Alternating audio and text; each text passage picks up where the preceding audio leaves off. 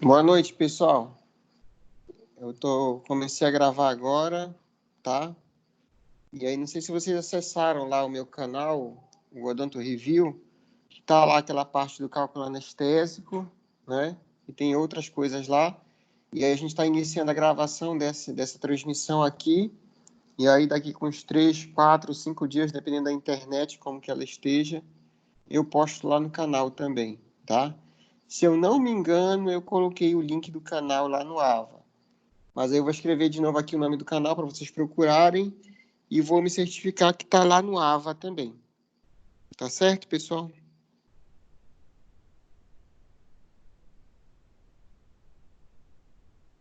Alô, alô? Tá certo, pessoal?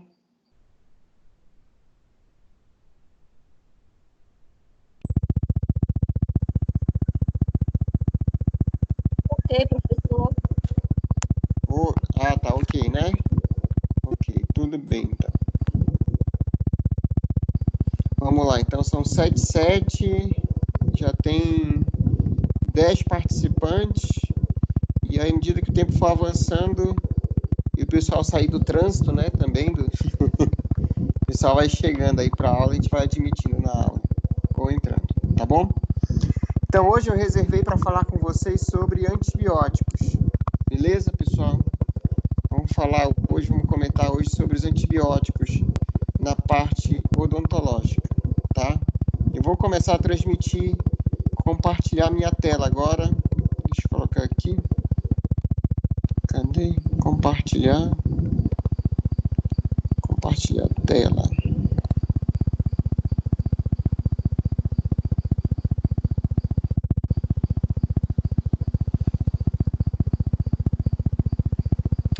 Estão vendo aí a minha tela?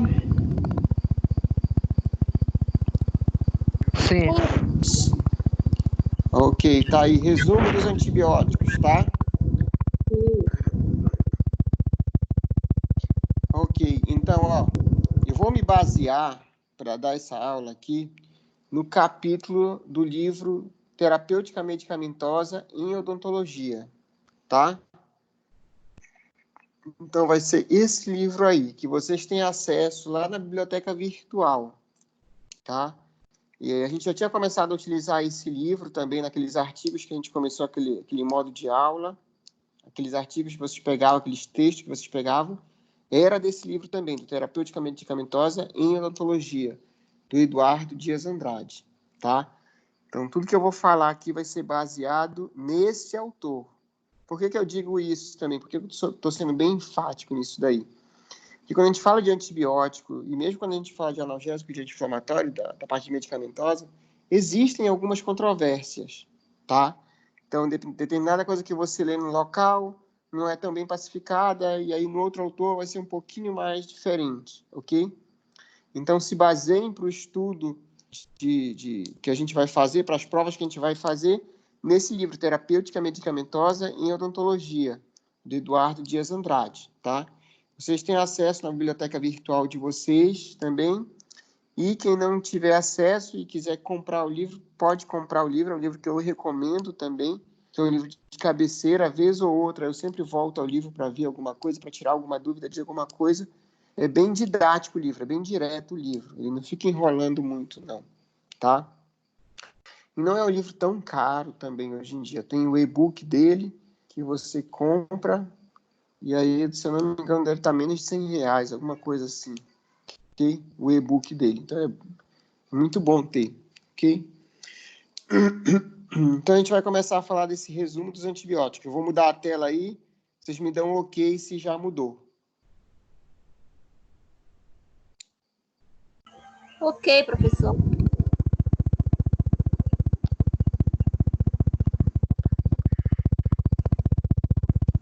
Então, a gente chama de antibiótico as substâncias químicas que são obtidas tanto de micro-organismos vivos ou também de processos semi-sintéticos. E aí eles têm várias propriedades. Uma delas é inibir o crescimento desses micro-organismos que a gente chama de patogênicos, que estão tentando invadir nosso corpo, ou mesmo os que já fazem parte do nosso corpo, mas que estão em simbiose, que por algum motivo da imunidade do hospedeiro, eles começaram a crescer demais, tá? Então, o termo antibiótico vem de antibioses, que é contra a vida, tá? Então, antibiótico, e a gente tem outro termo que vocês podem encontrar muito, que é chamado de antimicrobiano também, tá? Então, o termo é muito abrangente, engloba tanto antibacterianos, quanto antivirais, antifúngicos, antiparasitários, todos eles são antimicrobianos, tá? Mas só que nesse texto aqui, nessa aula de hoje, é considerado antibacteriano, então a gente vai tratar de bactéria. Então é por isso que está essa figura aí, essa representação como se fosse uma bactéria, tá bom? Que é o que a gente vai discutir isso daí. A gente vai utilizar o termo antibiótico contra bactérias, tá? Então o que a gente vai falar aqui serve para as bactérias, mas existe o antimicrobiano também para o fungo, o antimicrobiano para o parasita e assim sucessivamente, ok? Então vamos lá. Então a gente tem a classificação. Primeiro, para entender o termo antibiótico, a gente tem a classificação, tá bom? Então, normalmente, do ponto de vista da importância clínica, a gente tem a ação biológica, o espectro de ação e o mecanismo de ação, tá? Todo qualquer antibiótico, toda qualquer bula de antibiótico que vocês pegarem, vai ter lá o espectro de ação, vai ter lá a ação biológica e qual que é o mecanismo de ação desse antibiótico, tá? Em termos de ação biológica, a gente tem o quê? A gente tem os antibióticos bactericidas, ok? E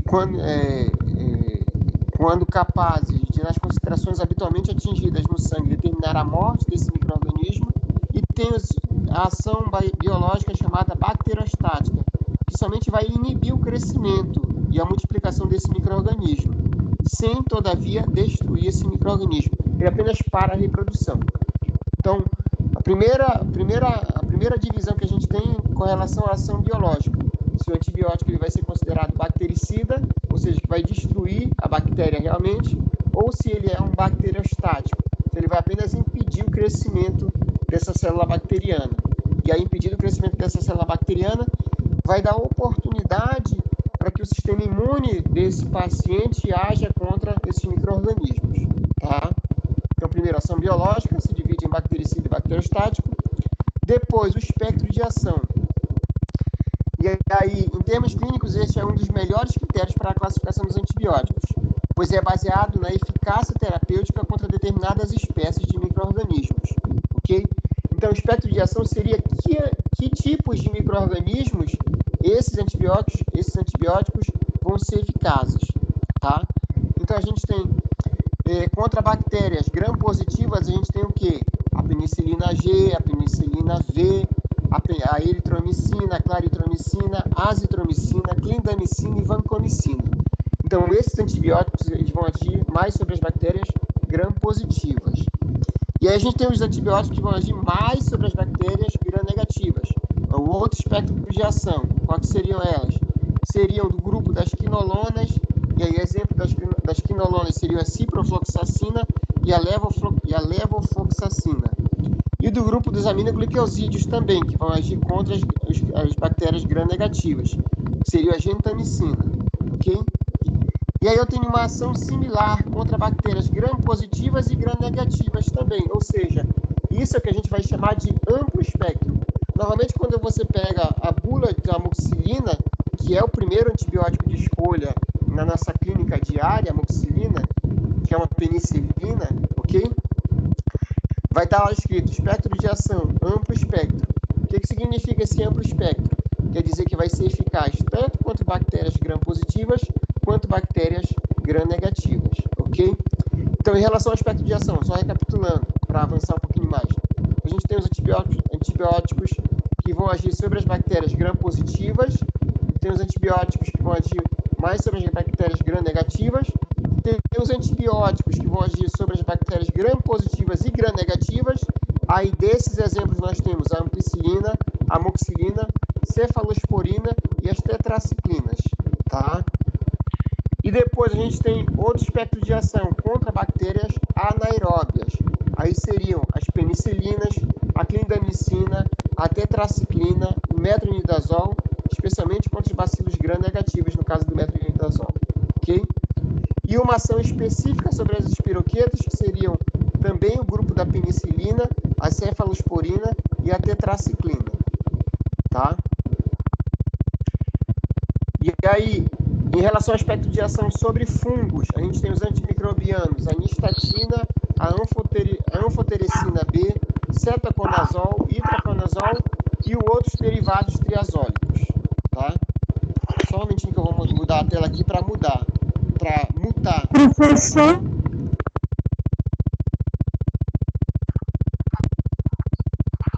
Oi, pode falar. é que não estava aparecendo nenhuma imagem para mim, estava fazendo um barulho, como se fosse de alguma coisa batendo. Professor, Por isso, não tá por isso que eu voltei aparecendo agora. nada, tá dentro de uma rabeta. Eu tô ouvindo esse barulho, por isso que eu ia mutar todo mundo agora. Mas em cima do que eu falei, tem alguma dúvida até agora? Não, porque eu não estou conseguindo ver nenhuma imagem. Assim, disso tudo que eu estava falando, não estava aparecendo nenhuma imagem específica sobre isso. Vai aparecer uma... Era para já ter aparecido uma imagem agora para vocês desse outro, que seria o mecanismo de ação agora. A gente tem ação biológica, não tinha nenhuma imagem sobre ação biológica, era só eu falando. O espectro de ação, não tinha nenhuma imagem relacionada, era só eu falando. E aí tem uma imagem agora sobre o mecanismo de ação, que aí vocês disseram que não estava vendo, não é? Isso. E tem esse barulho também.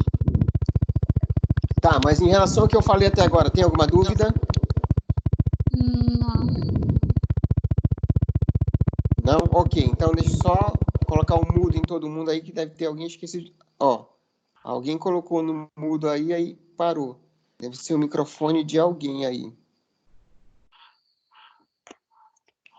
Agora parou, né? Agora parou, melhorou. Beleza. Então não vai precisar colocar mudo aí no pessoal. Deixa eu ver, tô só aceitando mais gente aqui para poder voltar a transmitir a minha tela, tá? Rapidinho, pessoal.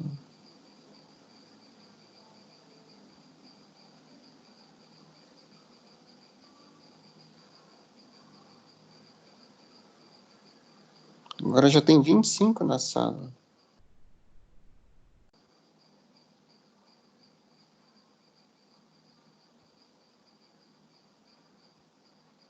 Estou só tornando o pessoal participante aqui para poder, se tiver dúvida, falar também.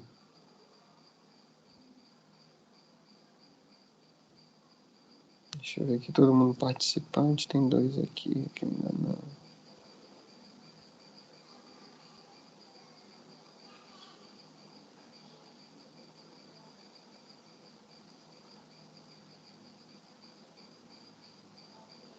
Como é que eu já vou retornar, pessoal?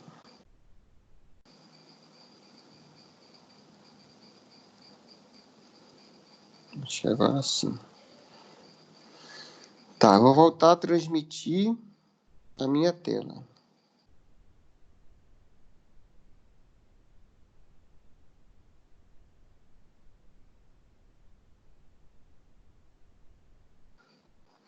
Tá, tô transmitindo a minha tela agora. Estão vendo? Sim. Sim. Ih, voltou a rabeta. Todo mundo coloca mudo aí no seu microfone, que deve ser o microfone de alguém que deve estar com problema aí, tá? Agora tá de boa. Já apareceu a imagem e o som da rabeta sumiu. Beleza. Então tá. Então eu vou continuar. Então o que eu estava falando? Antes, voltou. Sobre o espectro Gente, de coloca ação. o microfone de vocês no mudo, senão vai ficar atrapalhando a aula. É melhor. Que porra. Coloca todo mundo no mudo, porque a gente não sabe qual que tá com problema, né? E aí, quando fosse para se manifestar, tirar dúvida, aí tira do mudo, aí faz a pergunta. Pode me interromper no momento que eu estiver falando aqui, tá de boa, tá, pessoal? Só deixa no mudo enquanto isso. Então, espectro de ação, né? e em relação à ação biológica também, que eu já falei. Em relação à ação biológica, tá? Então, nessa figura que a gente está vendo aí, a gente tem em relação ao mecanismo de ação desses antibióticos, ok? Então, a gente tem a representação de uma célula aí, de uma célula bacteriana, nesse caso aí. Então, a gente tem a parte de fora, que seria a cápsula bacteriana, ok? Tem a cápsula, depois tem a parede celular, tá? Depois tem a parede celular, depois a membrana celular, e são os possíveis alvos dos antibióticos que a gente vai utilizar, tá? O que mais? A gente tem o quê? Os ribossomos, que são o setor de produção das proteínas dessa célula, ok? As unidades dos ribossomos aí, cada subunidade, tanto essa bolinha de cima quanto essa bolinha de baixo, toda ela forma uma subunidade, ok? E a gente tem o material genético também da célula, tá? Então, o mecanismo de ação também é outra questão interessante da gente classificar, da gente saber, porque a gente vai saber em qual lugar da bactéria esse medicamento ele vai agir, tá? Sendo que não é realmente tudo compreendido em relação a isso daí, ok? Mas, didaticamente, a gente supõe que seja esse o mecanismo de ação de todos esses antibióticos, ok? Daqui para frente, com novos estudos, alguma coisa pode mudar, tá?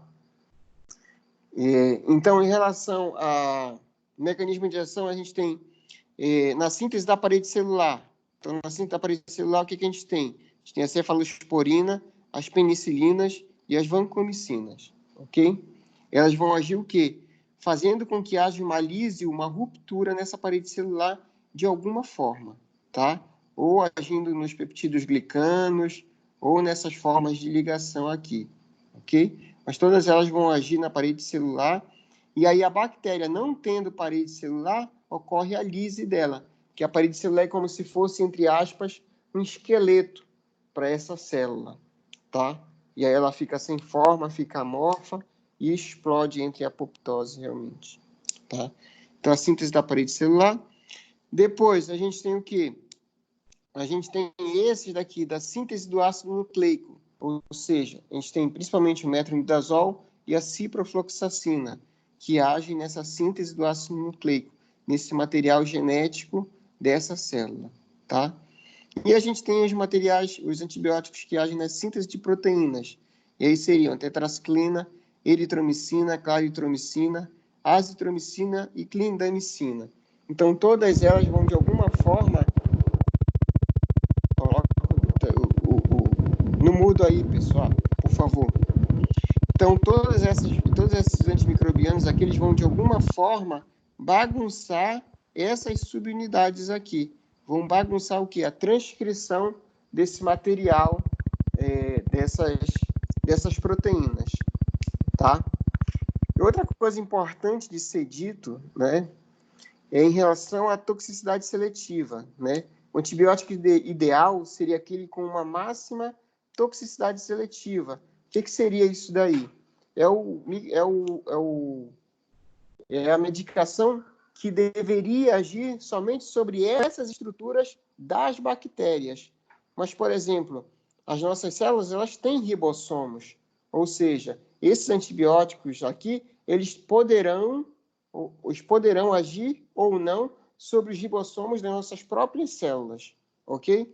As nossas células, elas têm material genético, elas têm DNA, então esses medicamentos aqui poderão ou não agir sobre esse material genético, dependendo desse tipo de célula, tá? Aí só não vão agir sobre as nossas células, porque a gente não tem parede celular, então não vai agir sobre isso daí, ok? A gente não tem cápsula também, então não vai agir sobre isso daí, ok? Em relação a que vão agir sobre a síntese de proteínas, os ribossomos 70S, as bactérias possuem ribossomos 70S, ou seja, são duas subunidades, a de cima, que seria a menor, 30S, e a de baixo, 50S. Mas as células humanas apresentam ribossomos 80S, com subunidades 40S e 60S, tá? Então, por isso que pode ter essa confusão dos antibióticos, eles podem fazer mal realmente para as células do nosso próprio organismo, tá?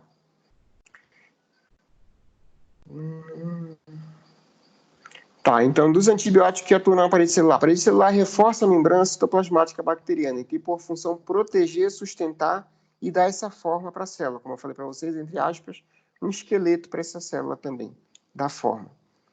Devido à sua falta de permeabilidade, a sua alta permeabilidade não interfere nas trocas químicas entre as bactérias e o meio externo. E sem esse esforço, a bactéria não poderia conservar sua arquitetura, pois teria a pressão osmótica interna muito elevada. Essa estrutura também é necessária para a reprodução das bactérias, durante a divisão binária. Praticamente todas as bactérias possuem parede celular, que é mais complexa nas bactérias gram-negativas do que nas bactérias gram-positivas. E a parede celular também não é encontrada em células de mamíferos. Então, por isso que as nossas células são inócuas a esses agentes antimicrobianos que vão agir diretamente sobre a parede celular. Em uma bactéria crescendo ou se reproduzindo, a parede celular é constantemente destruída e ressintetizada por conta daquela divisão binária, ok? Permitindo que as bactérias filhas, entre aspas, tenham a mesma estrutura. O equilíbrio entre a destruição e a síntese possibilita a divisão, sem que haja destruição celular. Pois à medida que as falhas na parede celular se abrem, novos segmentos são sintetizados, preenchendo as lacunas formadas na bactéria em divisão. Okay? Então, é muito importante entender que tanto as penicilinas quanto as cefalosporinas, elas atuam no momento em que está havendo essa divisão celular. Então, no momento em que abre uma brecha nessa parede celular, é aí, então, que as penicilinas e as cefalosporinas vão agir, não deixando que haja, então, essa síntese dessa nova parede celular. Então, uma bactéria e a outra que estava se dividindo, que estava nascendo, que estava crescendo, ela é destruída, então. Porque sem a parede celular, a bactéria não consegue manter a forma por conta dessa pressão osmótica também. Sem a parede celular, a bactéria é incapaz de resistir às condições do meio ambiente, sendo destruída. Sua morte ocorre por rompimento, resultante da entrada de líquido do meio externo. Okay? Ela simplesmente explode. Em relação aos antibióticos que agem... Oi, pode falar. Novamente, não está aparecendo nenhuma imagem aqui. E não é só para mim, a Cristina também não estava aparecendo. E agora? Agora tá. Aparecer. Ah, sim. Ok, voltou? Voltou. Beleza, então. Ok. Tá bom, obrigada. Então, estava primeiramente falando sobre esse daqui da parede celular, tá bom? Esses antibióticos aqui que agem sobre a parede celular, tá? E agora, os antibióticos que agem sobre a síntese de proteínas, tá? Sobre a síntese de proteína agora, ok? Então, normalmente, os antibióticos que vão agir na síntese de proteínas, eles podem agir de duas formas, tá? Pode ser pela interferência na tradução da informação genética, ou seja, seria uma alteração da síntese proteica, ou então pela formação de proteínas defeituosas. Então, são esses dois mecanismos da síntese de proteínas. Ok? Seria, primeiro, né, na interferência na tradução, seria a alteração da síntese proteica, ou na formação de uma proteína defeituosa para essa bactéria. Tá? Então, as tetraciclinas, as lincosaminas, os macrolídeos e os azalídeos, eles fazem parte dessa alteração da síntese proteica, na alteração da tradução dessa informação, tá? Já os aminoglicosídeos, pertencentes ao segundo grupo, que são as gentamicinas, neomicina, canamicina, amicacina e outros, são empregados na clínica odontológica, eles fazem o quê? A alteração dessa proteína defeituosa. Eles produzem essa proteína, fazem com que a bactéria produza uma proteína defeituosa, tá? Desses medicamentos, o que é muito utilizado por nós? As tetraciclinas são muito utilizadas, já foram bem mais utilizadas do que hoje, ok? mas ainda são bastante utilizadas, tá? Então, elas vão inibir a síntese de proteína, impedindo a ligação do RNA transportador, tá? Então, esse RNA transportador, ele iria se ligar à menor subunidade, a 30S ou a 40S, e aí a tetraciclina vai impedir com que essa informação, com que essa receita de bolo, digamos assim, que o RNA transportador vem trazer, seja efetuada por essa bactéria, tá bom? E aí, por conta dessa falta específica, a gente tem as reações adversas desse grupo de antimicrobianos, tá? Uma vez que essas subunidades 30S são próprias das bactérias e as 40S são próprias das nossas células do mamífero, ok? Então, por isso que ocorre uma sensibilidade aí quando a gente usa a tetraciclina, que normalmente pode ocorrer, que normalmente se vê na odontologia, as manchas dentárias, os dentes com manchas de tetraciclina. Por que acontece isso daí? Então, imagina que a pessoa, no período de formação do esmalte dentário, ele faça uso de tetraciclina. Ou então, normalmente, o feto, né, no período de formação do esmalte dentário, a mãe faça uso de tetraciclina.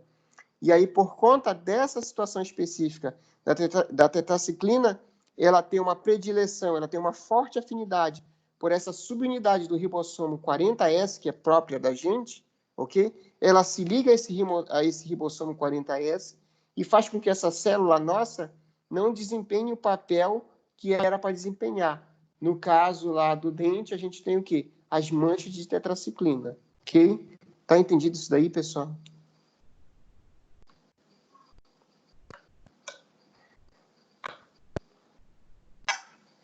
Alô, pessoal? Tá entendido?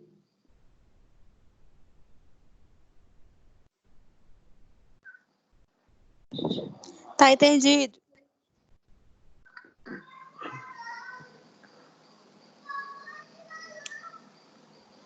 Tá. Então, vou continuar. Então, vai lá. Então, tem os outros grupos. Então, tem o grupo das lincosaminas, que fazem parte a clindamicina e a lincosamina, propriamente dita. Depois tem o grupo dos macrolídeos, que fazem parte a eritromicina, a espiramicina, a claritromicina e a roxastromicina.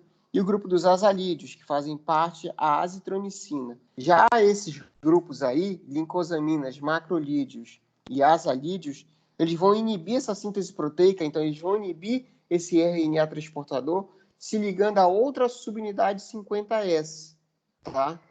Impedindo a ligação. Como a subunidade 50S são encontradas somente em células bacterianas, então a gente não tem essa toxicidade para as células dos mamíferos, ok? Então, esses medicamentos aí, eles são relativamente seguros para a gente, do ponto de vista dessa questão de toxicidade, tá?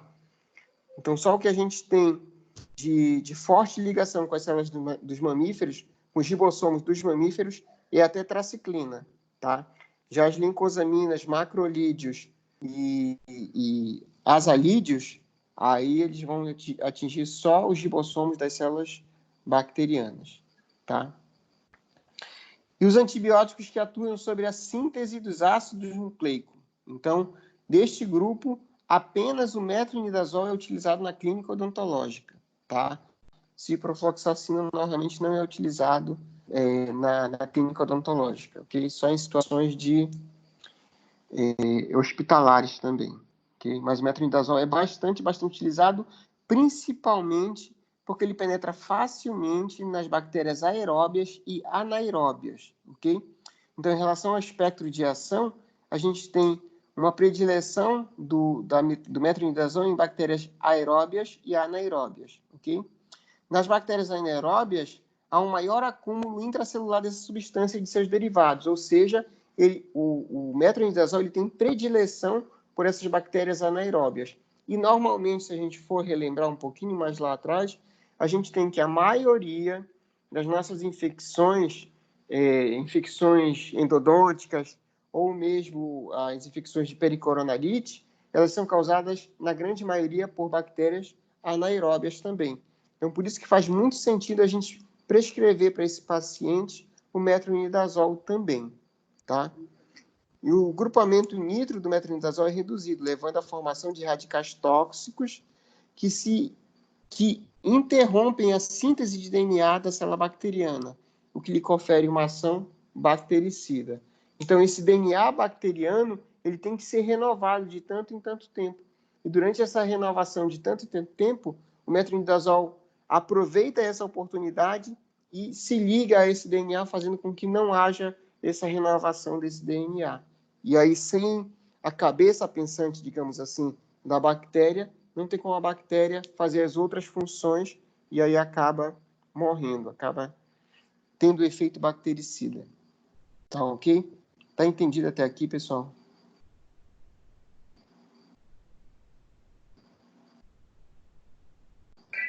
Sim, professor. Tá, professor. Tá, professor.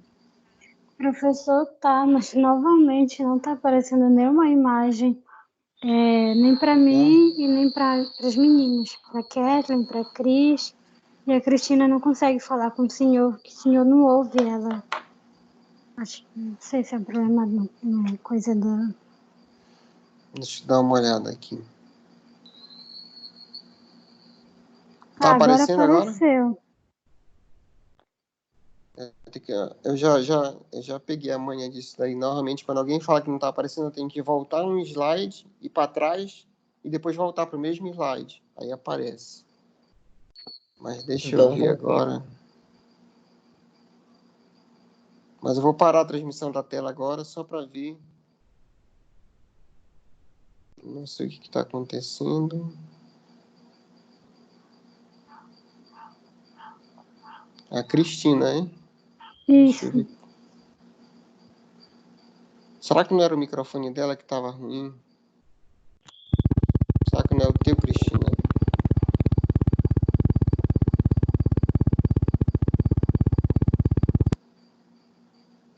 Eu acho que é o teu, Cristina. E acho que é por isso que não está conseguindo falar. Ó, tô ativando o teu microfone agora, entendeu? Aí eu vou desativar o teu microfone. Ó, desativei teu microfone, aí parou o barulho. Eu acho que é o teu, Cristina. Que deve estar ruim. Tá? Mas aí, pessoal, alguma dúvida até agora?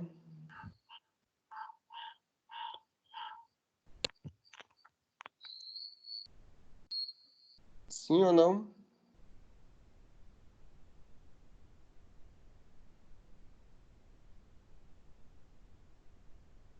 Bom, tá aparecendo minha tela para vocês? Sim. Não. Não. Eu atendo. Sim, professor. Não. Não, Agora apareceu. Agora sim. tá. Agora tá. Olha, olha. Tá? Ok? Ok.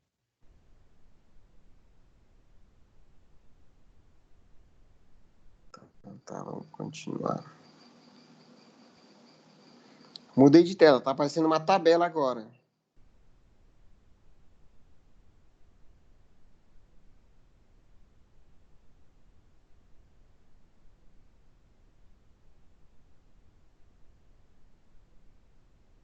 Todo mundo tá vendo a tabela aí? Sim, estamos vendo. Sim.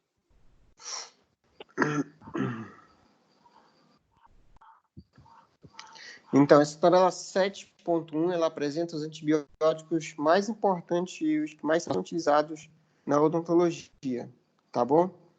E aí dá para ver, por essa tabela, que o efeito desse antibiótico, como está dizendo aí, o efeito bacteriano, procurem a coluna aí de efeito bacteriano, ele é tempo dependente, tá? O que significa isso? O que quer dizer isso daí, né?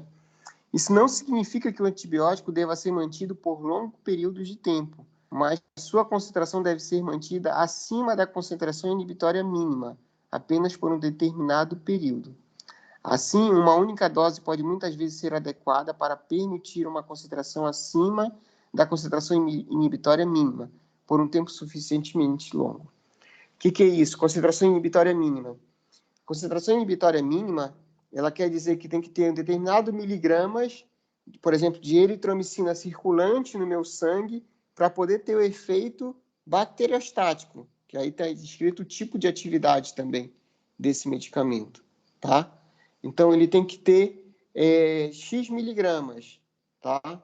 E aí, normalmente, quando a gente vê a formulação, por exemplo, a gente vê amoxicilina 500 miligramas, essa a gente pode assumir que vai existir a concentração inibitória mínima circulante no meu organismo durante 8 horas, até 8 horas, ok? Então, por isso que se faz esse 500 miligramas. Não que vai haver 500 miligramas de hora em hora, porque existe um fenômeno chamado de meia-vida desse medicamento, ok? De 1 em 1 hora, esse medicamento é reduzido. E aí, cada medicamento vai sendo reduzido de uma maneira e de um grau de uma porcentagem diferente, tá bom? Tipo, um exemplo fictício. Determinado medicamento é 500 miligramas, de hora em hora reduz 30% dele. Aí vai, de hora em hora reduzindo 30% do que sobrar. Mas aí isso daí já é calculado para que quando atingir determinado momento, tipo de 8 horas, ainda tenha a concentração inibitória mínima. E aí ele vai fazer uso de mais uma dose de mais 500 miligramas, por exemplo, e ele vai continuar mantendo a concentração inibitória mínima. Tá entendido isso daí, pessoal?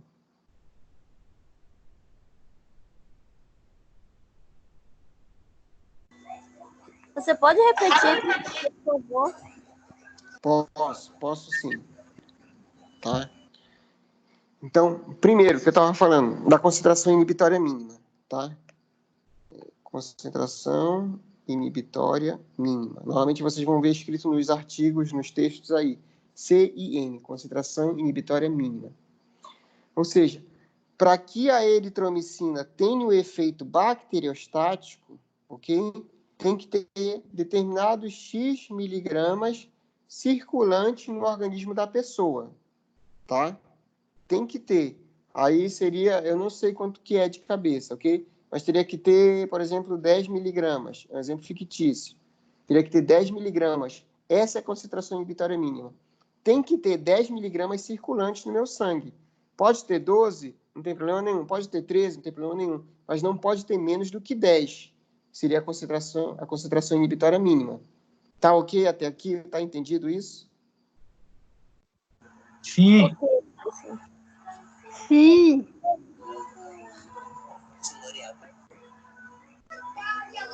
Ok. Então, quando a gente pega um medicamento tipo amoxicilina, que é o mais comum, que é o mais receitado, quando a gente pega a amoxicilina, vocês vão ver que a formulação dela é de 500 miligramas, tá bom? Então, não quer dizer que vai ter 500 miligramas circulantes em todo momento, depois que você toma o medicamento, em todo momento na corrente sanguínea. Não, não é isso.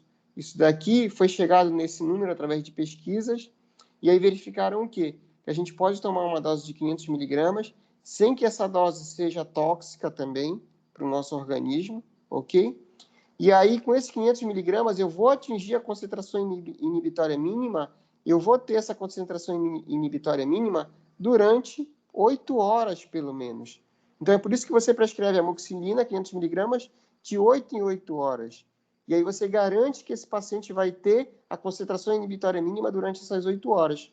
Quando der um momento de 8 horas, ele faz uso de mais 500 miligramas. E aí ele continua mantendo a concentração inibitória mínima. Deu para entender? Sim, professor. Tá? Então, outra questão, depois que a gente entende isso daí, por isso que é tão importante o paciente tomar o medicamento no horário correto, ok? Por quê? Se o paciente não toma no horário correto, por exemplo, amoxicilina, ele era para ele tomar de 8 em 8 horas, mas ele passou 12 horas sem tomar, tá? Ele passou 12 horas sem tomar, por exemplo, ok?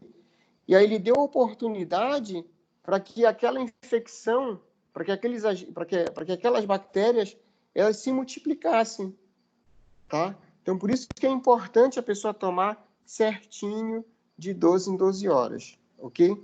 Além disso, os micro-organismos, eles são adaptáveis, assim como nós somos adaptáveis, ok? Então, o que se fala hoje muito dos antibióticos é a questão da pressão seletiva. A gente já vai partir para a parte de resistência bacteriana, tá? Para vocês entenderem por que é importante tomar de tanto em tanto tempo realmente, ok? Então, imagina que desse grupo de micro-organismos que esse antibiótico ia atuar, existe 2 ou 3 unidades dessas bactérias lá que arranjaram algum mecanismo de burlar esse medicamento. Ou seja, esse medicamento que deveria fazer efeito sobre essa bactéria, sobre essas 2 unidades, dessa colônia inteira, não faz o efeito desejado, ok? Não faz o efeito desejado. E aí o que acontece? Eu não tomo no horário correto, ok? Eu dou chance para que as outras se multipliquem, inclusive essas 2 unidades especiais, ok? E os meus anticorpos vão ficar ocupados com essas unidades que o antibiótico deveria agir, dando chance para que essas outras, que são especiais que o antibiótico não agiu, se multipliquem ainda mais. Então, é daí que surgem essas superbactérias também. Por quê? Porque existe esse fenômeno, é natural e é normal que ocorra isso. Deu para entender até aqui?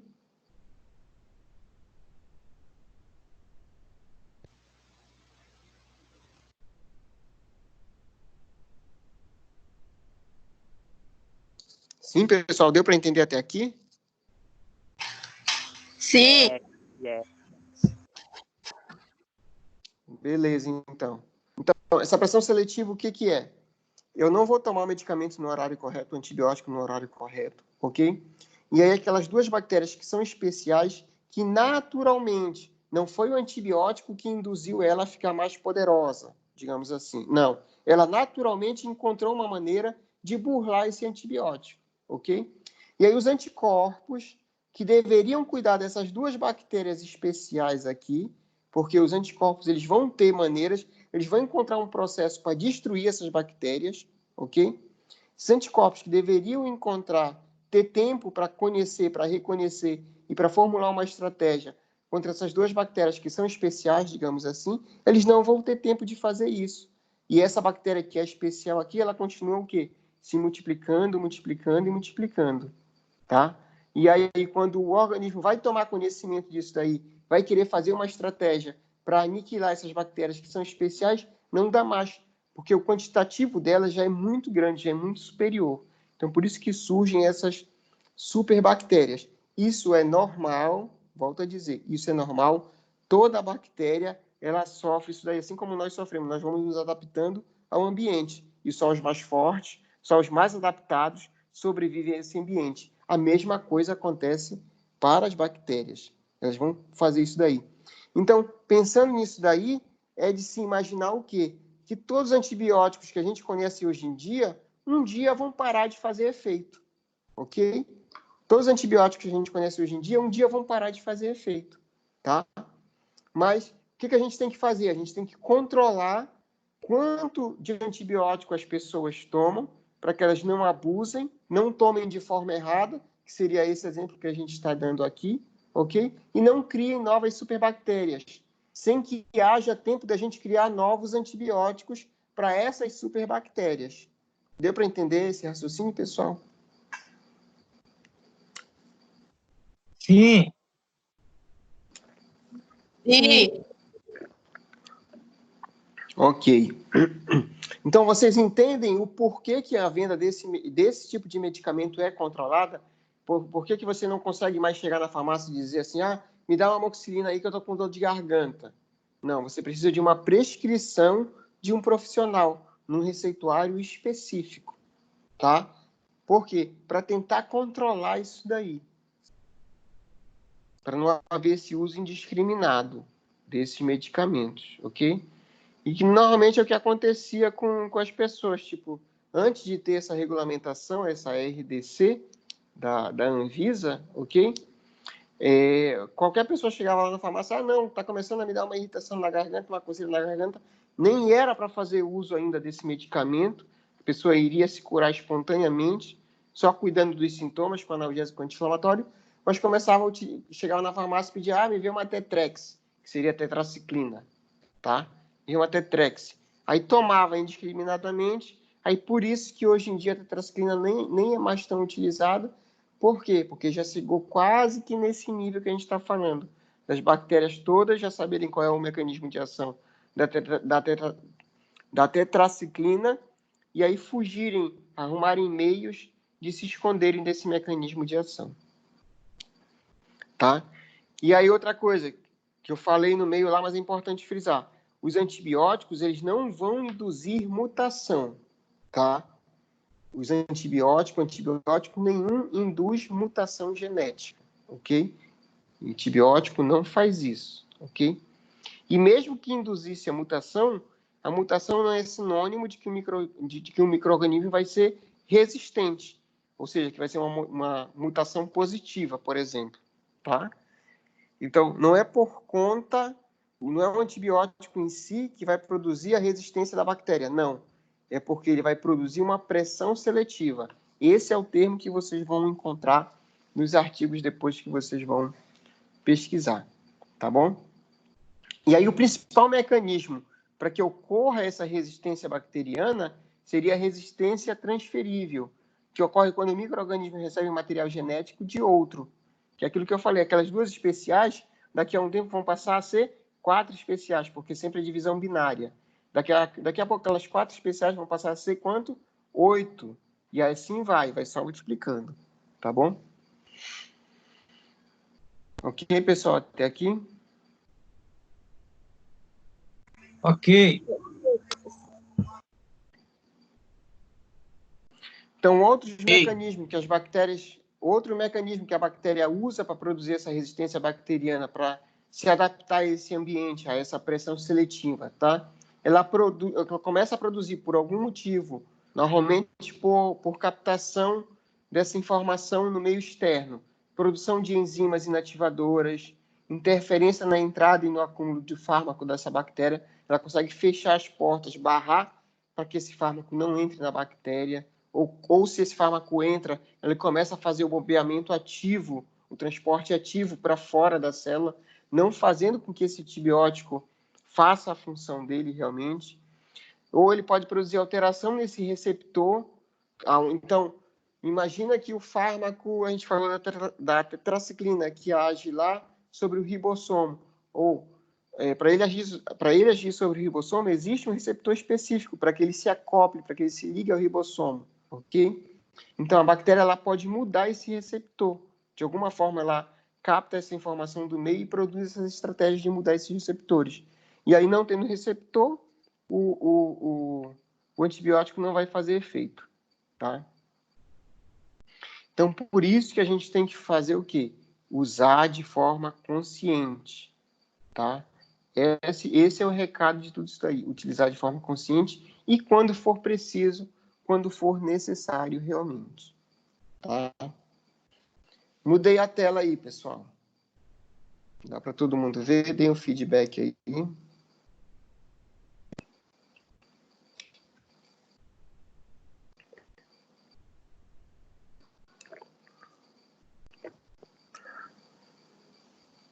Todo mundo está vendo a tela aí? Escrito beta-lactâmicos lá em cima. Sim, tá Sim, aparecendo. professor. Sim, Sim. De boa. A Cristina Te liga tentando o barco. falar. Se é. Eu não sei, Cristina, será que se tu colocar o fone de ouvido, será que fica melhor? Tá? Ela deve estar querendo tirar a dúvida aí, não está conseguindo. Tá. Então vamos lá. Aí a gente começa a falar um pouquinho dos grupos dos antibióticos, tá? Primeiro os beta-lactâmicos, tá bom? Então são assim chamados por conta da estrutura química deles, tá? Então a estrutura química deles tem um anel beta-lactâmico, ok? E aí constitui uma ampla classe de antibióticos contendo 4 subclasses, que seriam a penicilina, cefalosporina, clavulonato de potássio e o carbapenêmicos. Então, seriam esses daí que fazem parte dos antibióticos beta-lactâmicos. Então, o primeiro deles e o mais utilizado por nós, por toda a saúde, na verdade, seriam as penicilinas. E as penicilinas podem ser obtidas tanto de forma natural ou de forma semissintética, tá? E todas as penicilinas são bactericidas. E aí tem origem natural ou origem semissintética. Dos efeitos adversos que elas podem provocar, pode ser uma tontura, uma dor abdominal, náusea, vômito, diarreia, são normalmente os mais comuns.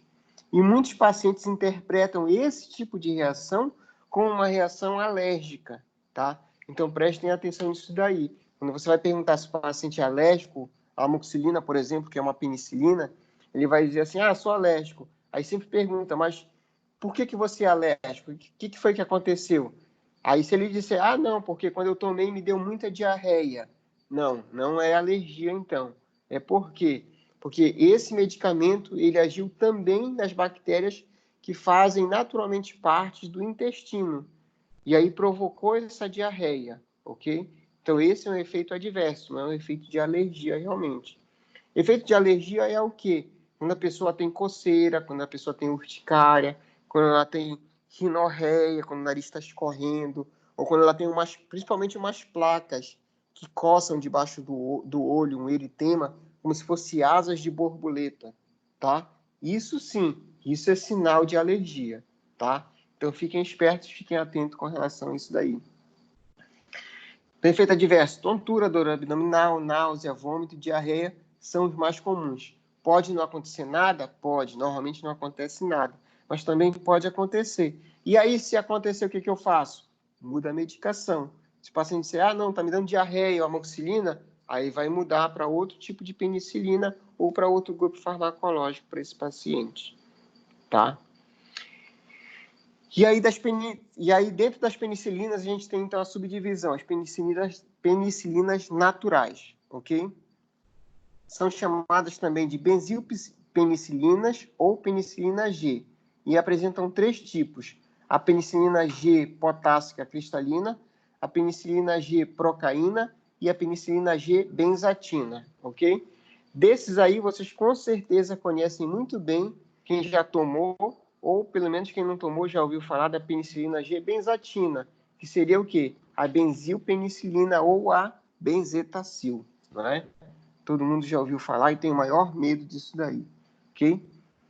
Então, são esses 3 tipos de penicilinas naturais, ok? Penicilina G potássica cristalina, penicilina G procaína e a penicilina G benzatina, ok? Então, todas as 3, por serem inativadas pelo suco gástrico, elas são mal absorvidas por via oral. Então, você não vai encontrar comprimido de nenhuma dessas penicilinas, tá? Elas são sempre injetáveis, elas são sempre utilizadas por via parenteral, ou intramuscular, ou endovenosa, tá? E aí sim, permite a sua completa absorção, apesar de aumentar as chances de reação alérgica também, tá? Então, só a título de exemplo aqui, a meia-vida plasmática, ou seja, o quanto que essa penicilina se degrada, a penicilina G potássica cristalina, ela é extremamente curta. Ela é de 20 minutos, sendo necessária a administração intravenosa por gotejamento contínuo em ambiente hospitalar, para se manterem os níveis de concentração inibitória mínima. Então, por isso que faz com que essa penicilina seja utilizada somente em ambiente hospitalar. Imagina a pessoa levar uma injeção de 20 em 20 minutos. 20 em 20 minutos. E só é injeção. Então, por isso que normalmente é utilizado. Já a penicilina G procaína, tá, é absorvida lentamente, mantendo, então, esses níveis aí de 12 a 24 horas. E a penicilina G benzatina, que seria a bezetacil, é ainda menos solúvel. E é por isso que ela dói mais também durante a aplicação. Pois uma única aplicação pode manter os níveis sanguíneos durante várias semanas. Durante 2 semanas, 2 semanas e meia. Então, por isso que normalmente a pessoa diz assim, eu preciso tomar só uma bezetacil. Mas por quê? Aquela concentração inibitória mínima permaneceu ativa, permaneceu por aquele patamar durante 2 semanas e meia, pelo menos. Tá? As penicilinas naturais são utilizadas no tratamento de infecções das vias aéreas superiores e inferiores, como pneumonias e infecções da pele de moderada a grave, como a erisipela. Atualmente, o uso da penicilina G procaína e da benzatina na clínica odontológica é bastante restrito por conta dessas situações, tá? Então, tem as penicilinas naturais, depois tem as penicilinas semissintéticas, tá? Então, elas são obtidas acrescentando-se precursores específicos ao meio nutritivo onde crescem esses fungos. Normalmente são os fungos que produzem a penicilina natural, e aí quando a gente acrescenta ou modifica esses fungos, aí a gente começa a produzir penicilinas semissintéticas. E aí desse grupo das penicilinas semissintéticas, a gente tem a fenoximetilpenicilina potássica, mais conhecida como penicilina V, ok? E ampicilina e o seu análogo amoxicilina são as de maior interesse para a odontologia, por não serem inativadas pelo suco gástrico, podem ser administradas por via oral, tá? Já a penicilina V, que é a fenoximetilpenicilina potássica, ela tem um espectro reduzido e age muito bem contra os estreptococos gram-positivos, que em geral dão início aos processos infecciosos da boca, tá?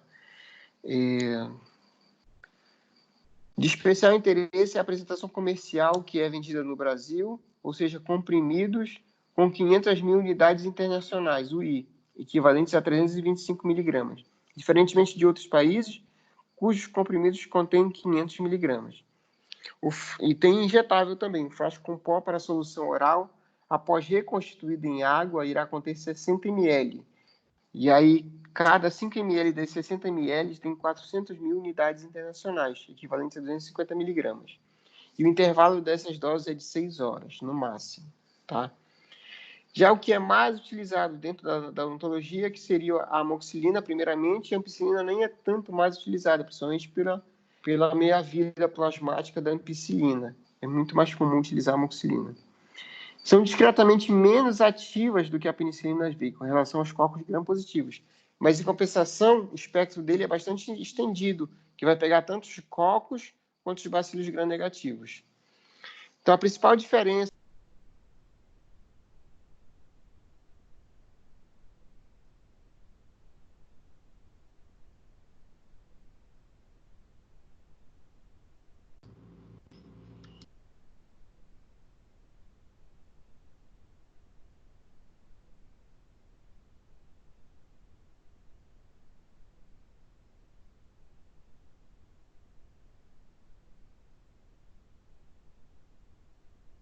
Professor, a ligação ficou muda. Tá mudo. Tá dando pra ouvir nada, moço. Tá mudo.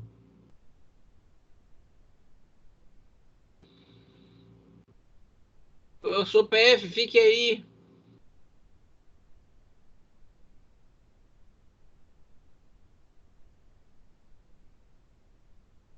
Tá me ouvindo, Jean? Tô te Oi, ouvindo. alô, estão me ouvindo, pessoal? Agora sim. Oi, beleza. Então, vamos continuar. Deixa eu voltar lá para... Calma aí, pessoal. Deixa eu só compartilhar a tela de novo. Panam, panam.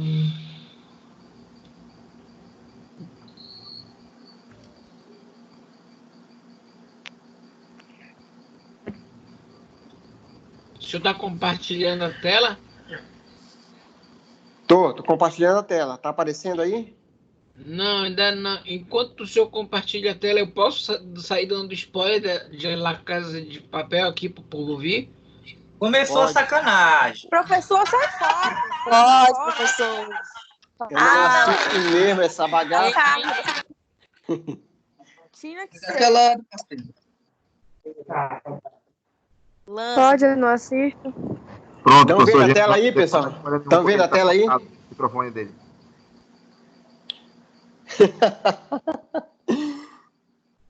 Estão vendo a tela aí, pessoal?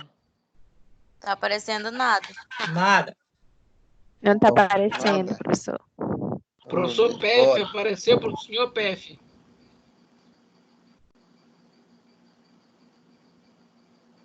E agora? Apareceu, pessoal? Agora sim. Apareceu. Mas Apareceu. a sorte de vocês que apareceu isso nem é Aqui não tá aparecendo nada. Meu, Jesus. De novo. nada. Não tá aparecendo, não? Não, Não. agora foi. Agora sim. Isso. Agora tá. Ok? Posso continuar, pessoal? Pode, mas eu queria falar um negócio antes. Parou.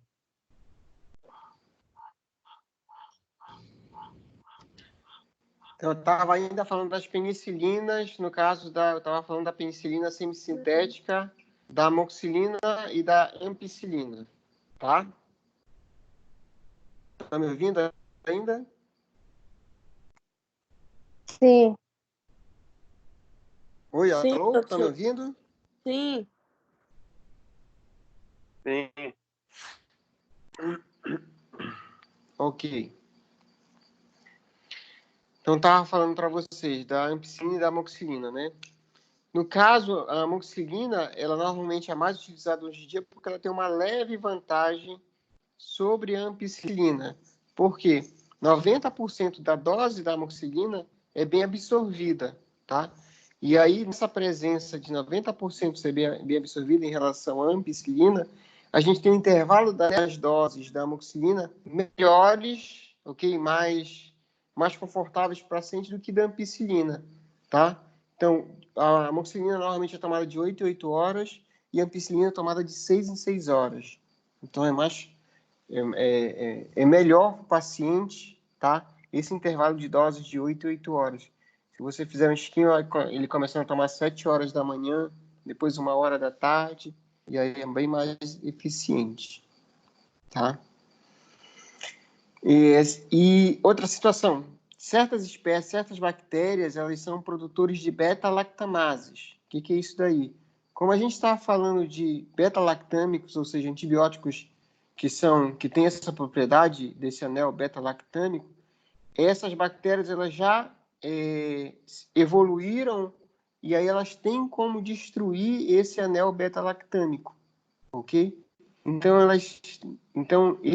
determinados antibióticos beta-lactâmicos não vão fazer efeito por si só em cima dessas bactérias. Tá ok? Tá entendido isso aí, pessoal?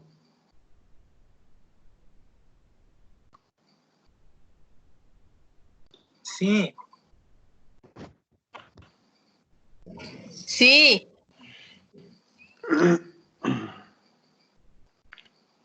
Tá.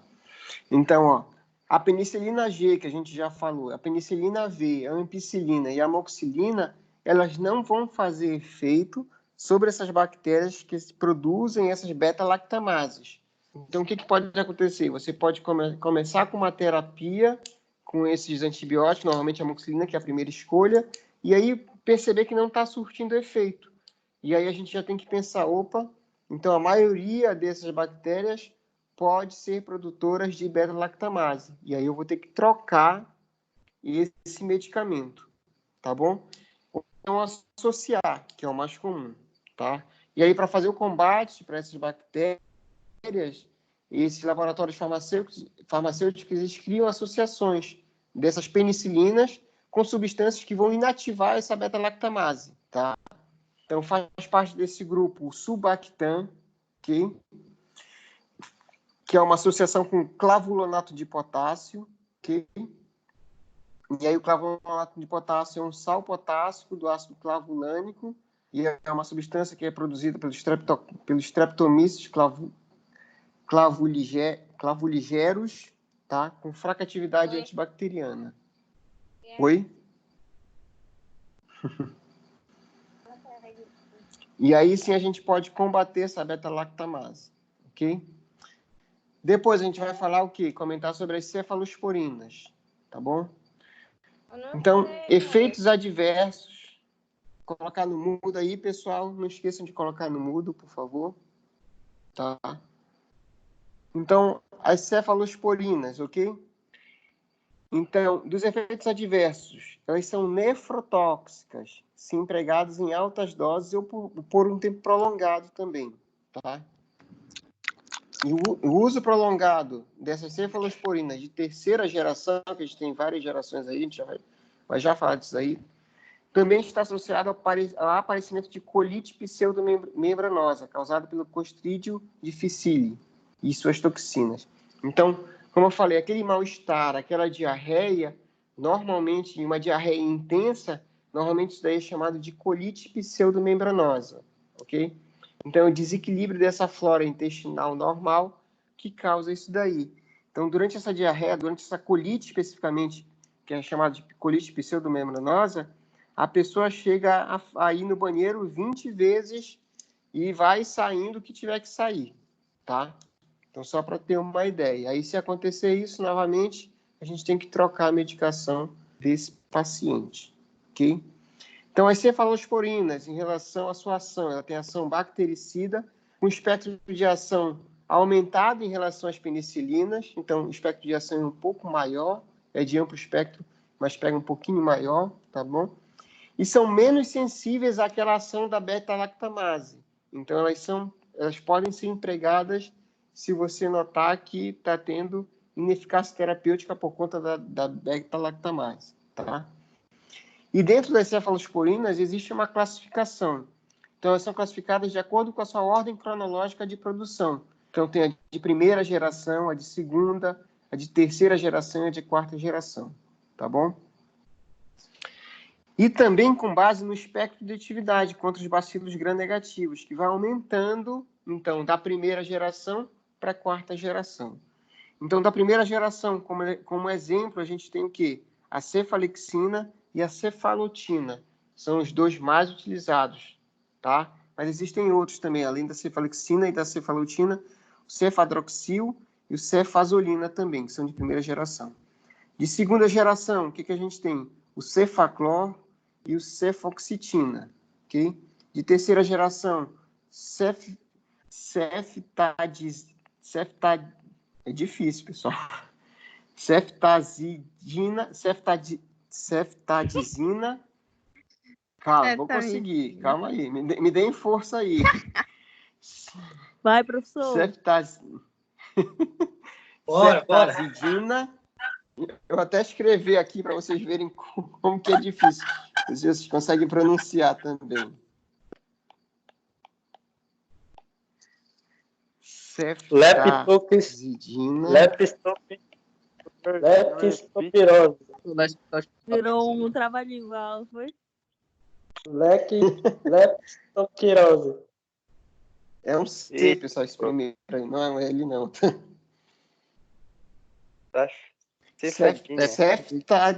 Ceftazidina, tá? É. Esse é de terceira geração, tá? Ceftazidina.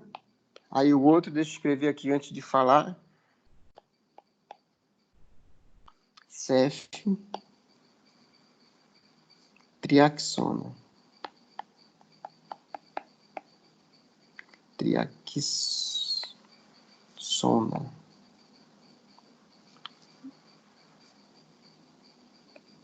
Pronto. Ceftriaxona, tá? Seriam esses de terceira geração. De quarta geração, a gente tem o cefpiroma e o cefpima. Esses são os de quarta geração. Então, normalmente na odontologia, se for utilizar, a gente utiliza os de primeira geração ou, no máximo, os de segunda geração. No caso de segunda geração, um dos mais utilizados realmente é o cefaclor, tá bom? E da primeira geração, um dos mais utilizados é a cefalexina. Acho que vocês já ouviram falar, tá? Mais uma arma. E aí falar de macrolídeos também. Então, o próximo grupo de antibióticos, a gente tem os macrolídeos. Então, fazem parte desse grupo a eritromicina, a espiramicina e outros antibióticos que são quimicamente relacionados à eritromicina, como a claritromicina e a roxtromicina. Tá? Estou só apagando aí da tela para poder escrever, se eu precisar escrever mais alguma coisa. Pronto, apaguei tudo. Tá?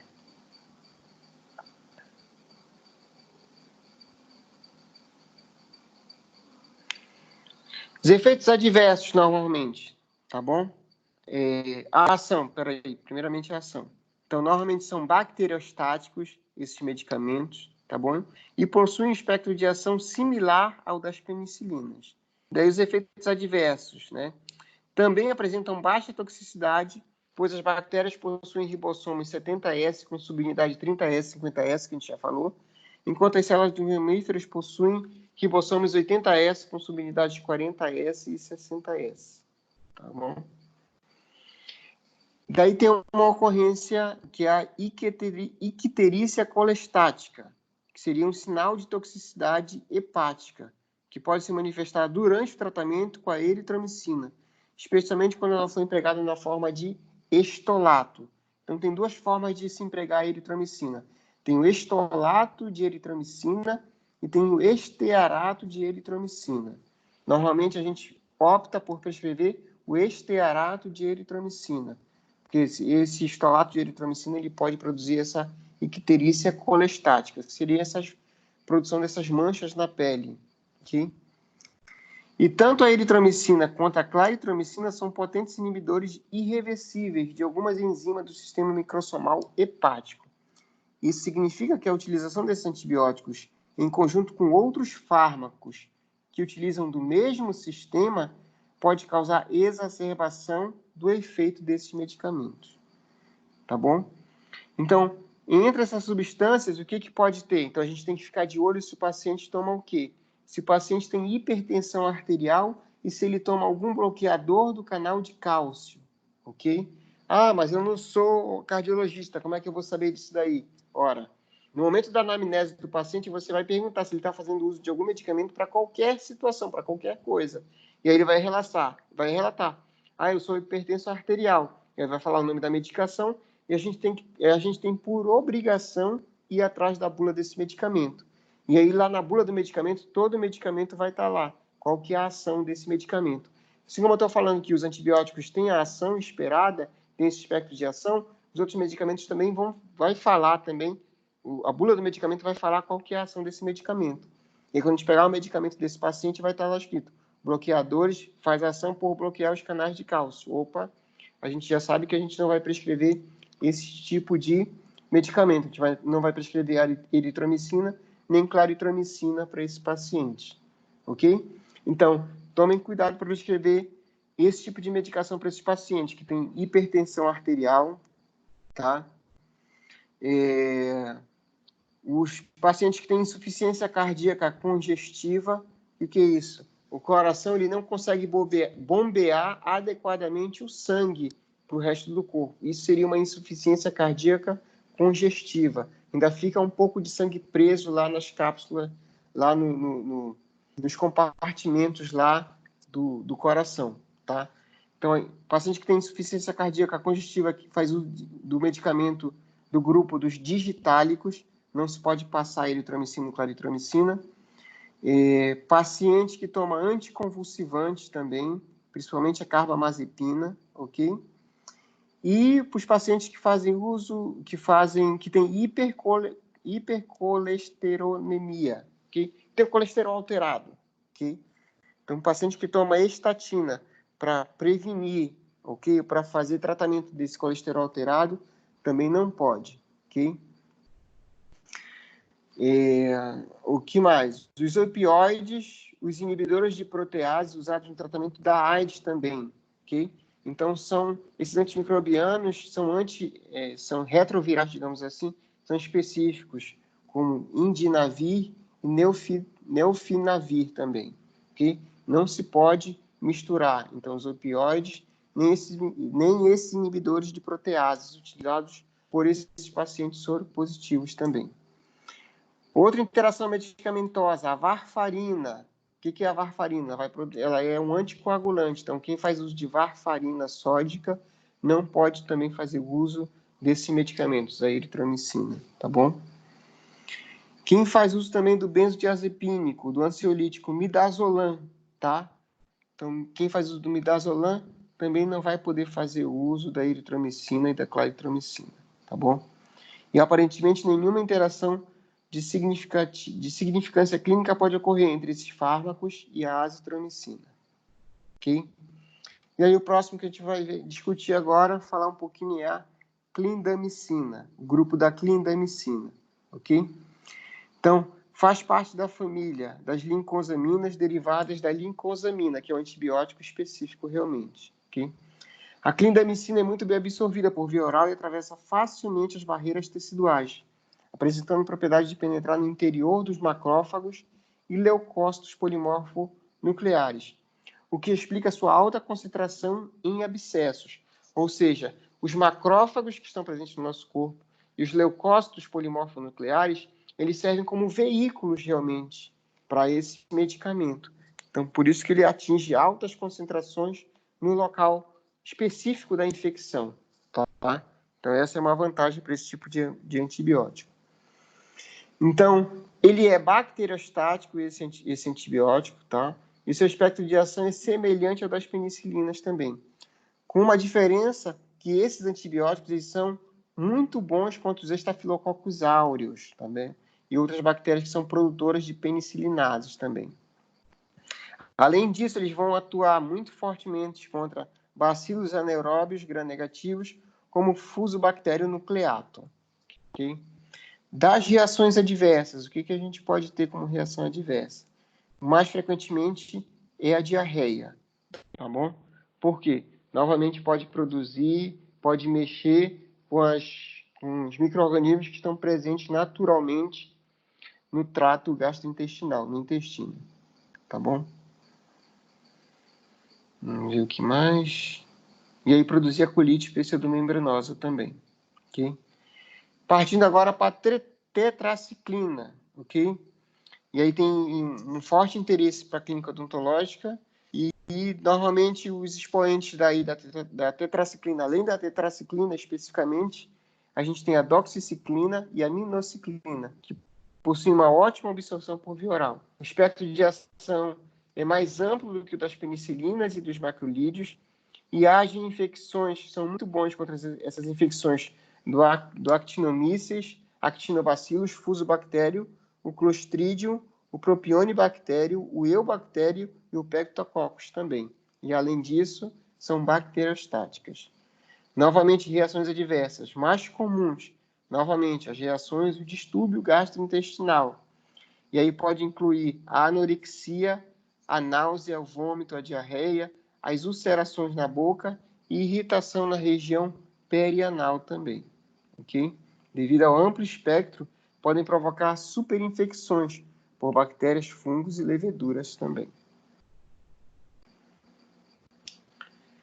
Depois a gente tem o metronidazol, ok? Então, o metronidazol ele é um composto totalmente sintético, tá?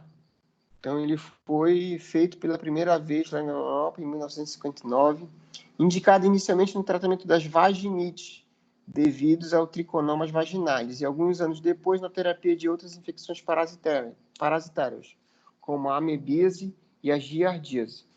Isso eu sempre falo, né, porque vocês vão se deparar em algum dia, porque eu já me deparei, eu acho que os outros colegas já se depararam também, de eu prescrever metronidazol para o meu paciente, ok?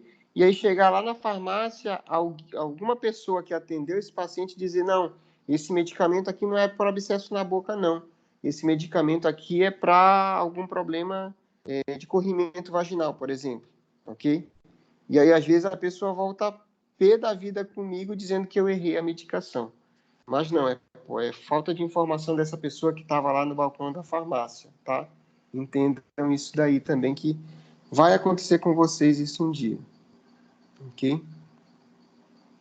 Então, as reações adversas que a gente tem desse medicamento metronidazol. A gente tem determinadas situações muito características do metronidazol. A primeira situação muito característica do metronidazol é o gosto metálico. Então, a pessoa que vai fazer o uso, que vai ingerir o metronidazol, ele vai referir que a sensação, o gosto dele vai estar como se fosse um gosto metálico na boca. Isso é muito, muito característico do metronidazol. Além disso, a dor estomacal, a náusea e o vômito, que são quase que presentes em todos os antibióticos, ok? E a gente tem que ter cuidado também com o possível efeito de sulfiram com o metronidazol, ok? Porque o disulfiram, ele é um medicamento que é utilizado para as pessoas, os viciados em álcool, ok? Ele é utilizado para tentar inibir a vontade da pessoa beber álcool, tá bom? E aí, quando a pessoa... E aí, o paciente que faz uso de Sufiram, no momento que ele está fazendo uso de Sufiram, se ele ingerir álcool, ele passa muito mal realmente, ok? Muito mal realmente. Então, o efeito de Sufiram, desse medicamento, seria o paciente que faz uso de Sufiram e vai tomar o metronidazol. Você vai prescrever o metronidazol. Então, não pode, porque vai potencializar esse efeito, ok? E aí o paciente vai passar muito mal, ok? Além disso, o paciente que faz uso de anticoagulante, okay, como aquele lá da varfarina sódica, ok? O uso do metronidazol com anticoagulantes pode potencializar o efeito desse anticoagulante, ok? Faltou falar, é bactericida, ok? O espectro de ação atinge praticamente todos os bacilos anaeróbios gram-negativos, especialmente os bacilos anaeróbicos, ok? E não age contra as bactérias aeróbicas e microaerófilas também, ok? Depois a gente tem as quinolonas e os carbapenêmicos, ok? São pouco utilizados na odontologia, ok? São realmente pouquíssimos utilizados na odontologia. Deixa eu falar aqui o quê? Normalmente os carbapenêmicos, eles são o último recurso utilizado em qualquer tipo de infecção, dos tipos de infecção, tá bom? E tem uma utilização bastante restrita em determinadas infecções. Já as quinolonas são geralmente indicadas para o tratamento de infecções do trato urinário e algumas afecções respiratórias, tá bom? Deste grupo de antibióticos, mais citados para uso odontológico são a ciprofloxacina e levofloxacina. Entretanto, estudos sobre a eficácia das quinolonas no tratamento das infecções bacterianas bucais ainda são conflitantes, e a indicação desses compostos parece carecer ainda de um suporte científico. Então, não é tão importante para a gente utilizar esses tipos de medicamento. E aí sim a gente muda de slide, pessoal. Agora vai para a parte de seleção do antibiótico. Depois que a gente falou um pouquinho de tudo isso, desse nome estranho, estrambólico, como é que a gente vai selecionar um antibiótico realmente? Estão vendo a tela aí? Seleção do antibiótico? Não. Agora. Está aparecendo aí, pessoal, devagar?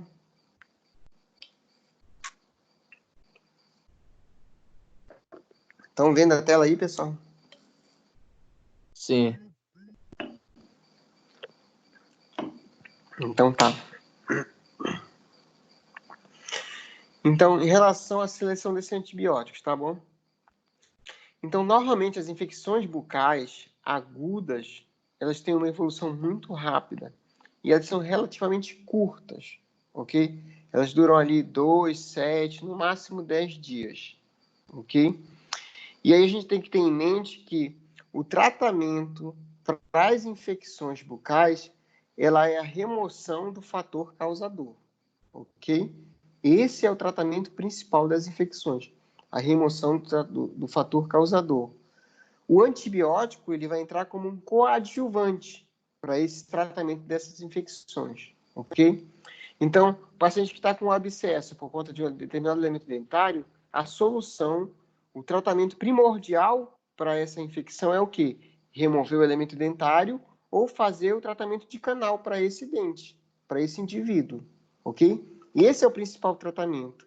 A gente vai prescrever um antibiótico como um coadjuvante para esse tratamento. Tá entendido bem isso daí, pessoal?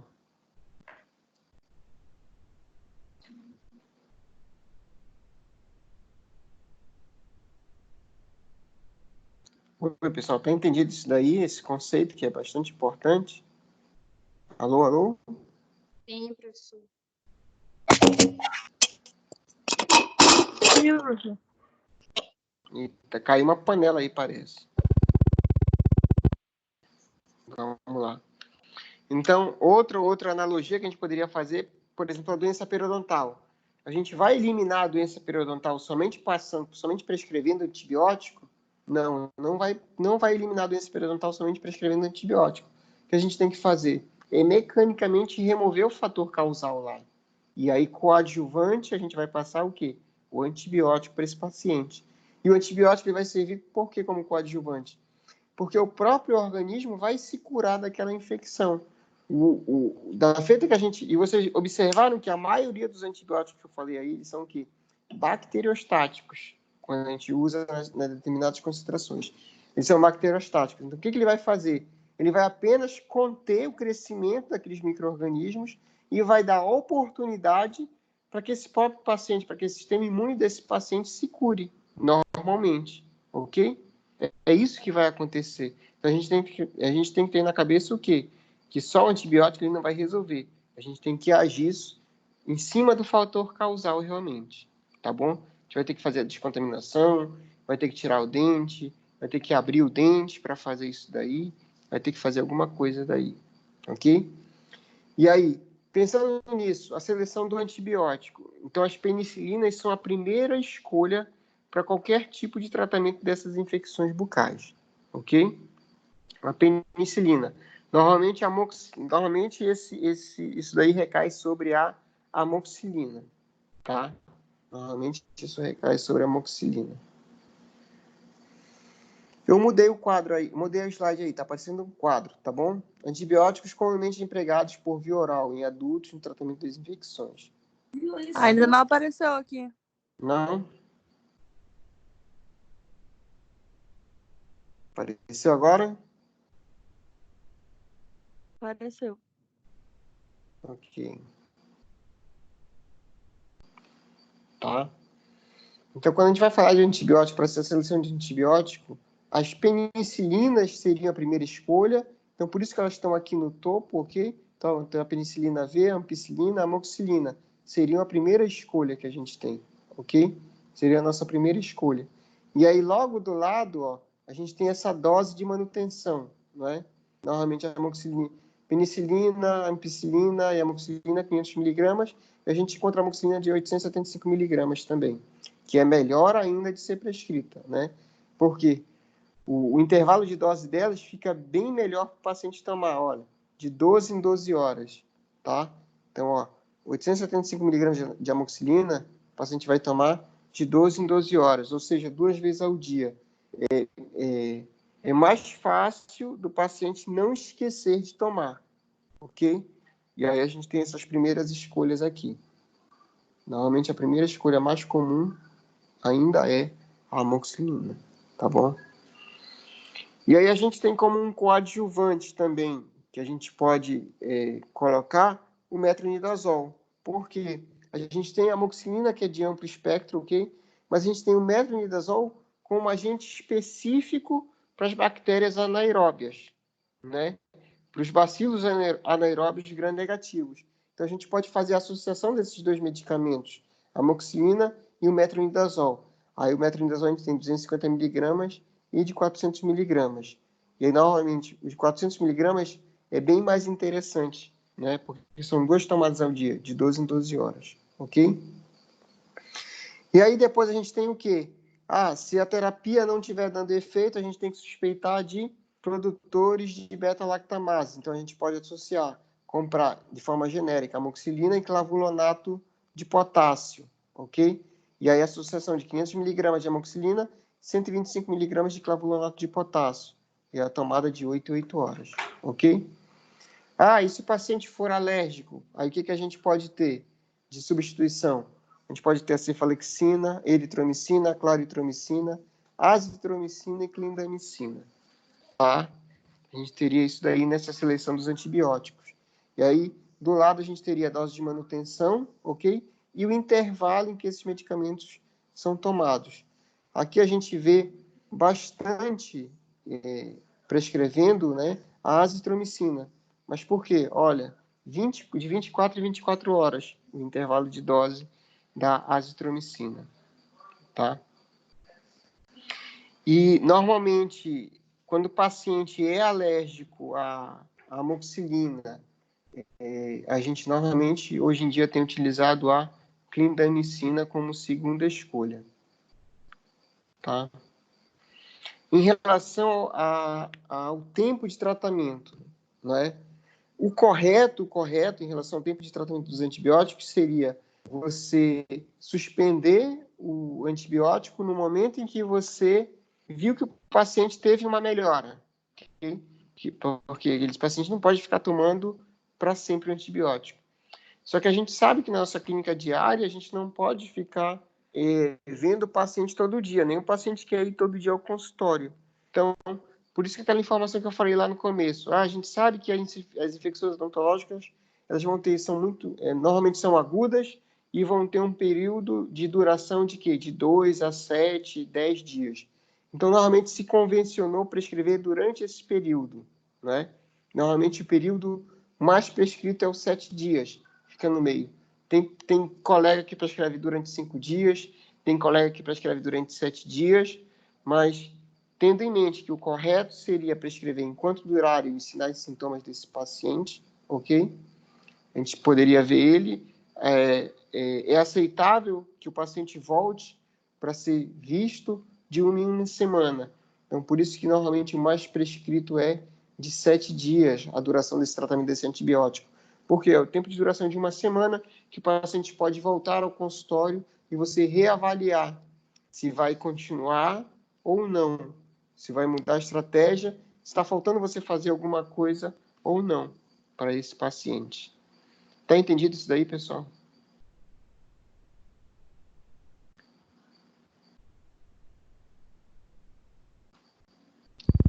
Tá entendido? Sim. Ok.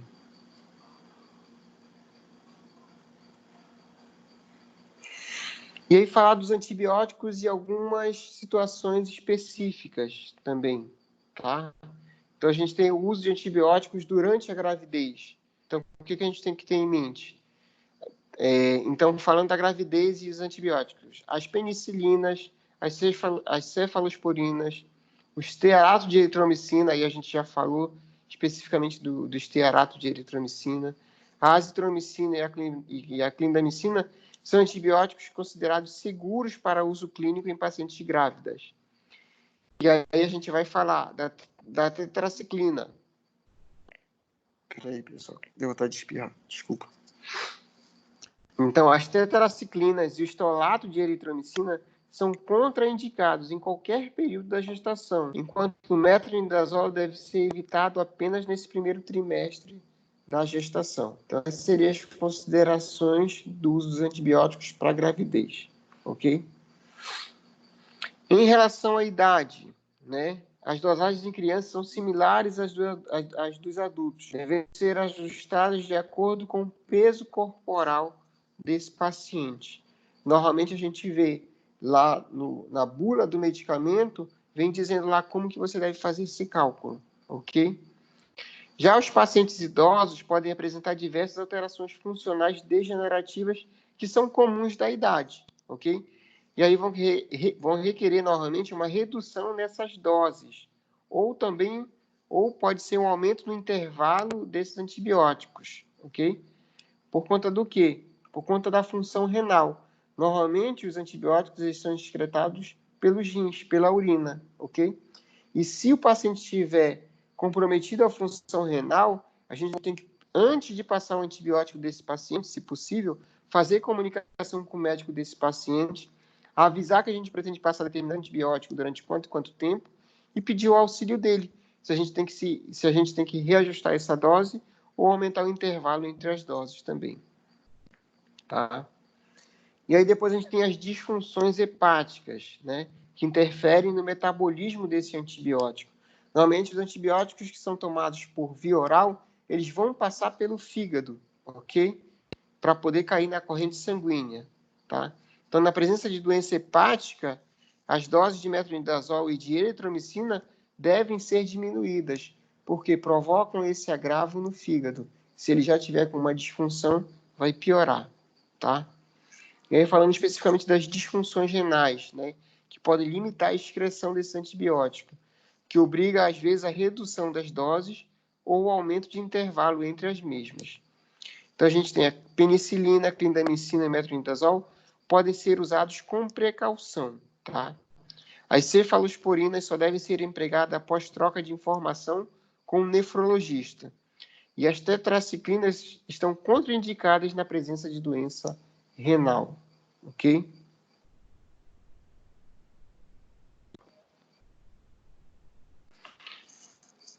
E aí citar essas causas de insucesso da antibiótico terapia, tá?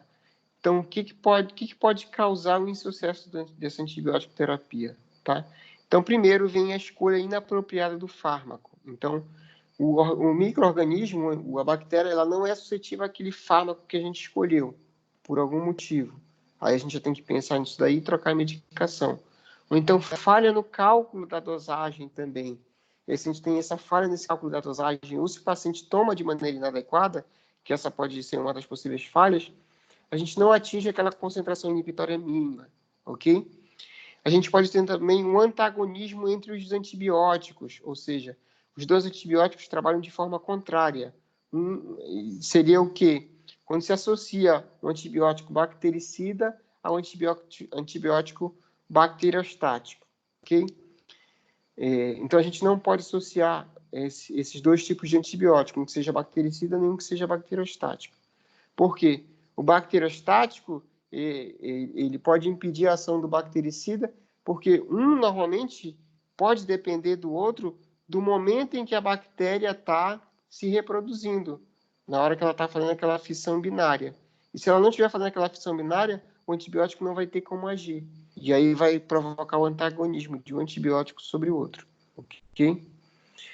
Outra situação, a gente tem infecções com taxa de crescimento bacteriano muito baixa. Então, para que possam agir as penicilinas e as cefalosporinas, requerem que esses micro-organismos estejam em divisão. Se eles não estiverem em divisão, elas não vão poder agir, apesar de ser bactericida. Tá bom? Então, tem outra situação, fatores locais desfavoráveis. O que seria isso daí? A diminuição do pH. O pH ele vai influenciar também na locomoção dessa molécula para dentro do meio intracelular dessa bactéria. Tá? Ou pode ser simplesmente a presença de oxigênio também. Outra, a vascularização limitada ou a diminuição do fluxo sanguíneo no local da infecção, devido a corpos estranhos, implantes dentários ou sequestros ósseos também. Isso tudo diminui a vascularização, impedindo ou dificultando com que o agente, com que esse antibiótico chegue ao local realmente e atinja a sua concentração inibidora mínima. Ok? Então, a resistência também às infecções diminuída, ok? Então, como eu falei para vocês, o sistema imunológico do indivíduo, ele tem que estar bem, porque, novamente, o antibiótico, ele é um coadjuvante. O sistema imunológico do indivíduo tem que estar bem para poder dar conta dessa infecção, tá? Então, esses seriam alguns exemplos de causas de insucesso, ok? E a gente tem que se preocupar também da profilaxia das infecções à distância. A gente vai fazer procedimentos na boca desse paciente. Normalmente, a gente pode fazer procedimentos em meios contaminados, ok? No meio de infecção. E aí, essas bactérias que estavam restritas a esse ambiente podem migrar e infectar outros locais desse corpo que são suscetíveis também. Então, a gente tem aí como exemplo pacientes que sofreram a endocardite bacteriana, ok? Pessoa que já sofreu endocardite bacteriana, ela tem chance de ter novamente a endocardite bacteriana. Então, a gente vai fazer a prescrição de profilaxia antibiótica, ok? Quem é portadores de próteses ortopédicas também, então imagina aquela pessoa que substituiu por uma prótese a cabeça do fêmur, ok? Pode ocorrer uma infecção oportunista nessa prótese desse paciente, provocado por um ato cirúrgico bucal. A gente tem que fazer profilaxia antibiótica nesse paciente. Os pacientes que são renais crônicos, ou seja, que fazem uso de hemodiálise, eu sei. Os pacientes imunocomprometidos também, não precisa nem dizer, já é imunocomprometido, ok? E os pacientes diabéticos também requerem o uso de profilaxia antibiótica antes de qualquer procedimento cirúrgico, ok? E aí eu mudei o slide agora. Tem um quadro que é de prevenção à endocardite infecciosa. Dá para todo mundo ver aí? Não. Não. Mudou aí? Tá mudando? Agora.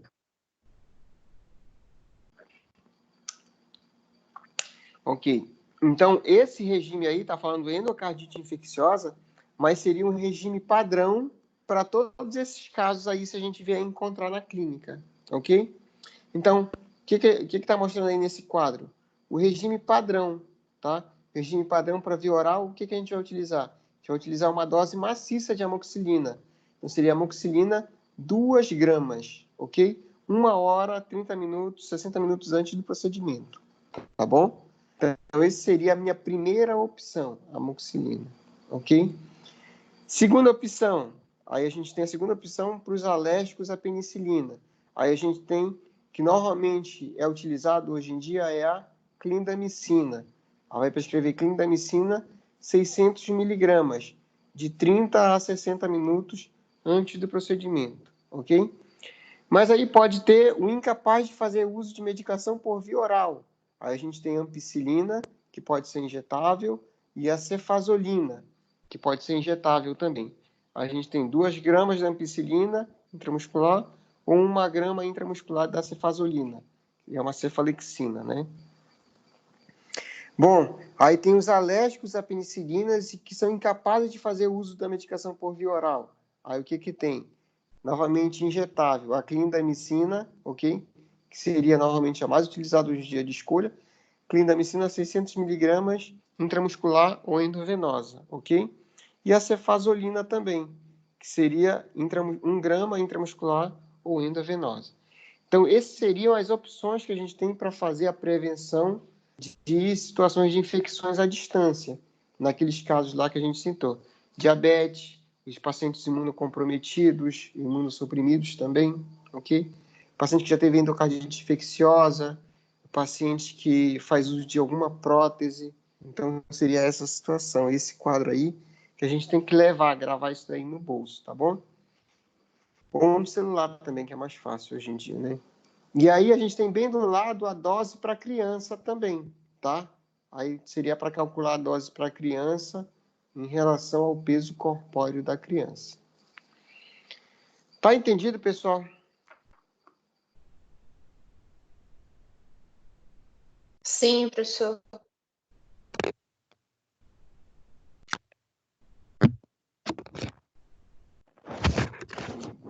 Beleza, então. Pronto, parei de compartilhar minha tela, tá?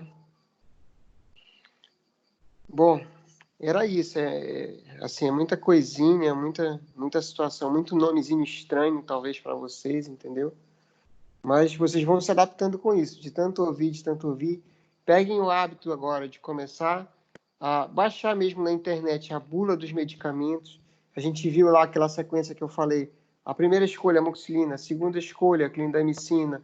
Então, já baixa a bula desses medicamentos, já dá uma lida deles. Já pode até fazer uma cola no celular. Os próprios aplicativos hoje em dia já tem uma colinha no celular, dizendo o seguinte, a amoxicilina 500 mg de 8 em 8 horas, aí você já vai saber como prescrever. Clindamicina 300 mg de 12 em 12 horas, você já vai saber como prescrever. Comecem a fazer isso aí para ir se habituando realmente a essa rotina de prescrever antibióticos. Então é isso, pessoal. Por hoje é só. Tenham uma boa sexta-feira. Aí todo mundo dormir cedo, ficar em casa. Tá bom? E aí depois eu posto lá no AVA, não sei se eu já postei, como eu falei para vocês, o link lá do canal do YouTube, para vocês poderem ver lá o Repeteco. Mas por esse próprio link que vocês entraram na aula hoje, dá também para rever a aula, tá bom? Que fica gravado aí. Então, beleza, pessoal. Boa noite. Vou parar a gravação.